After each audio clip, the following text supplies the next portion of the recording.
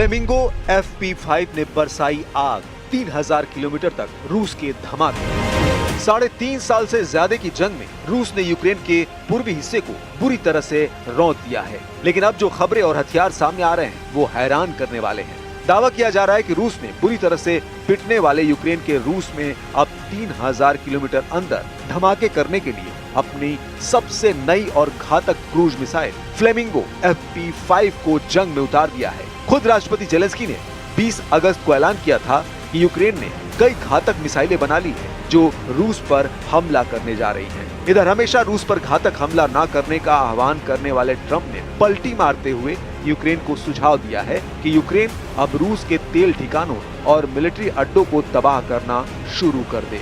Ukraine का हौसला इसलिए भी बहुत ज्यादा बढ़ा हुआ है क्योंकि उसने अपनी नई क्रूज मिसाइल फ्लेमिंगो FP5 को घातक विस्फोटकों से लैस कर दिया गया है। इधर रूस ने यूक्रेन के खौफनाक तेवरों को देखते हुए सीज फायर की सारी उम्मीदें छोड़कर अब जंग पर पूरी तरह से फोकस कर दिया है और यही वजह है कि अब रूस ने पूर्वी यूक्रेन के अलावा पश्चिमी यूक्रेन पर कई गुना हमले शुरू कर दिए हैं। ये हमले अमेरिका के अलास्का में 15 अगस्त को हुई ट्रंप और पुतिन की मीटिंग के बाद शुरू हुए हैं। अब ऐसे हालात में अगर ट्रंप ये ऐलान करे कि वो अगले 2 हफ्ते में युद्ध पर बहुत बड़ा फैसला लेंगे तो इसका मतलब साफ है कि रूस यूक्रेन युद्ध अभी बहुत लंबा चलने वाला है और यूक्रेन अब रूस पर तूफानी हमले करने जा रहा है, जिसमें यूक्रेन की flamingo FP5 cruise missile game changer मानी जा रही है।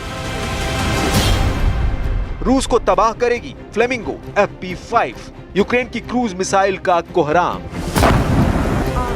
जरा इन तस्वीरों और वीडियो को देखिए। दावा किया जा रहा है कि ये यूक्रेन की अब तक की सबसे घातक क्रूज मिसाइल फ्लेमिंगो FP5 है जो रूस में 3000 किलोमीटर अंदर घुसकर हमला करेगी। दावा किया जा रहा है कि राष्ट्रपति जेलेंस्की ने फ्लेमिंगो FP5 क्रूज मिसाइल से रूस के तेल ठिकानों पर हमले के आदेश दे दिए हैं। पिछले 3 हफ्तों में ये देखा गया है कि यूक्रेनी सेना ने रूस के बेहद अंदरूनी इलाकों पर ड्रोन और मिसाइलों से हमले किए हैं, जिसकी वजह से रूस के तेल रिफाइनरी, हथियार डिपो को भारी नुकसान हुआ है। ऐसे वक्त में यूक्रेन की नई क्रूज मिसाइल फ्लेमिंगो FP5 रूस के लिए काल बनने जा रही है।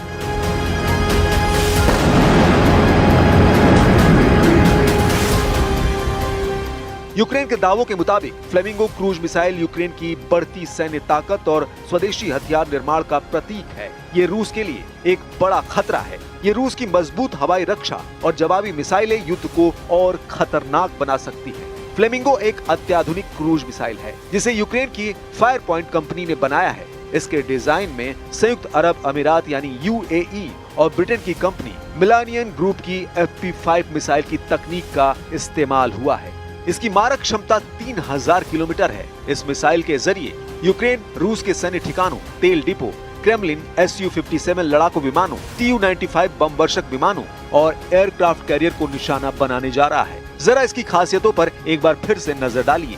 फ्लेमिंगो FP5 क्रूज मिसाइल की रेंज 3000 किलोमीटर यानी ये मॉस्को, सेंट पीटर्सबर्ग और रूस के सुदूर साइबेरिया तक हमला कर सकती है। वॉरहेड 1150 किलोग्राम यानी 1.15 टन के विस्फोटकों से लैस है जो बड़े सैन्य ठिकानों को नष्ट कर सकता है। अगर वजन और आकार की बात करें तो इसका कुल वजन 6 टन, पंखों का फैलाव 6 मीटर है।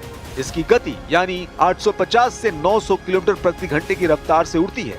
अधिकतम 950 किलोमीटर तक जा सकती है। इसके नेविगेशन में INS, GPS और CRPA यानी एंटी जैमिंग सिस्टम है जो रूसी इलेक्ट्रॉनिक युद्ध प्रणालियों को चकमा दे सकता है। यूक्रेन का दावा है कि इस क्रूज मिसाइल को सिर्फ 9 महीने में बनाया गया है, जिसका युद्ध क्षेत्र में पहला सफल परीक्षण हो चुका है।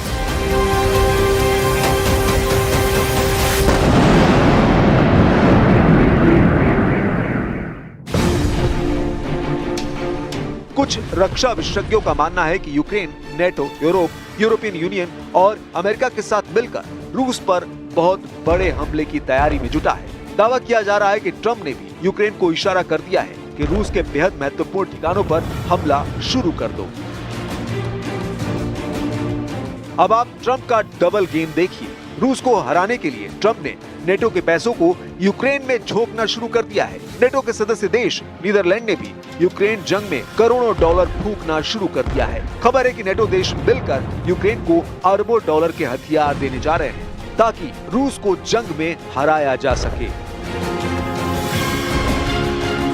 फिलहाल नेटो के सदस्य देशों में से एक नीदरलैंड ने यूक्रेन के लिए अमेरिकी हथियार खरीदने के लिए 500 मिलियन यूरो यानी लगभग 4,500 करोड़ रुपए देगा। नीदरलैंड पहला नेटो देश है जिसने अमेरिकी राष्ट्रपति डोनाल्ड ट्रंप के दोबारा चुने जाने के बाद यूक्रेन को अमेरिकी हथियार देने के लिए नए नियम को अपनाया है। 24 फरवरी 2022 को रूस द्वारा यूक्रेन पर बड़े हमले के बाद से अमेरिका यूक्रेन का सबसे बड़ा समर्थक बनकर उभरा है। सिर्फ बातों में नहीं बल्कि पैसों और हथियारों में भी।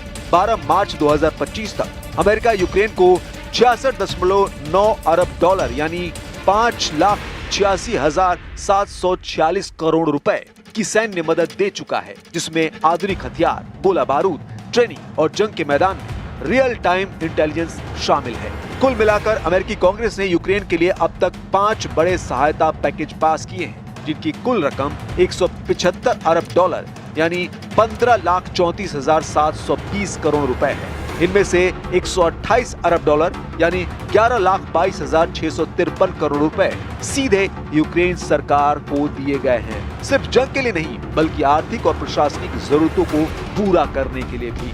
यूक्रेन को सिर्फ अमेरिका ही नहीं बल्कि करीब 50 सहयोगी और साझेदार देश भी हथियार भेज चुके हैं। इन सब की सामूहिक मदद में शामिल है 10 long range multiple launch rocket system MLRS, 178 लंबी दूरी की तोपें, लगभग 1 लाख गोले, करीब 2.5 लाख एंटी टैंक हथियार, 359 टैंक, 629 बख्तरबंद गाड़ियां और लड़ाकू वाहन, 8,214 शॉर्ट रेंज एयर डिफेंस मिसाइलें और 88 हथियारबंद ड्रोन।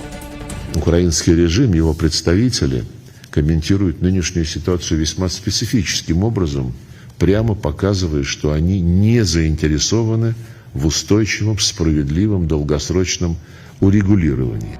जो हालात बन रहे हैं उसके मुताबिक अब यूक्रेन और यूरोप के भविष्य का फैसला जंग से ही होगा।